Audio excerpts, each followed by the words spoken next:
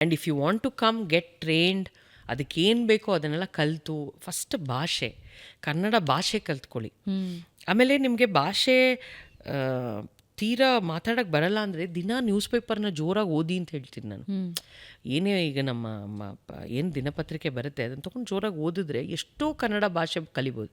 ಅಲ್ಲಿಂದ ನೀವು ಸೀರಿಯಲಲ್ಲಿ ನೀವು ನಟಿಸೋವಾಗ ದೇ ಇಸ್ ನೋ ಡಬ್ಬಿಂಗ್, ನೀವೇ ಮಾತಾಡಬೇಕು ಅದನ್ನು. ಕರೆಕ್ಟ್. ಸೊ ನಿಮ್ಮ ಭಾಷೆನೇ ಬರದೇ ಹೋದರೆ ಹೆಂಗೆ?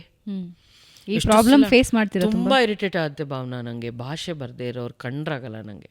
ಕನ್ನಡ ಭಾಷೆ ನೀನು ಏನು ಅಲ್ಲಿ ಬರ್ತಿದೆಯೋ, ನೀನು ಏನಲ್ಲಿ ಮಾಡೋಕ್ಕೆ ಹೊರಟಿದೆಯೋ, ಒಂದು ಧಾರಾವಾಹಿ ಇರ್ಬೋದು, ಸಿನಿಮಾ ಇರ್ಬೋದು, ನಾಟಕ ಇರ್ಬೋದು, ಏನೇ ಇರ್ಬೋದು, ನಿನಗೆ ಭಾಷೆ ಬರಬೇಕು, ಭಾಷೆ ಬಗ್ಗೆ ಪ್ರೀತಿ ಇರಬೇಕು.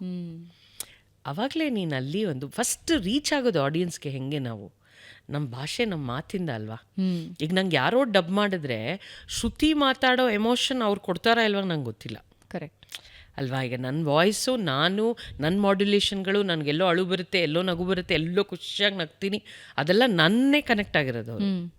ಸೊ ನೀನು ಫಸ್ಟ್ ಅದನ್ನು ಕಲಿಬೇಕಲ್ಲ, ಅಲ್ಲಿಂದ ಶುರು ಮಾಡ್ಬೇಕು ಜರ್ನಿ.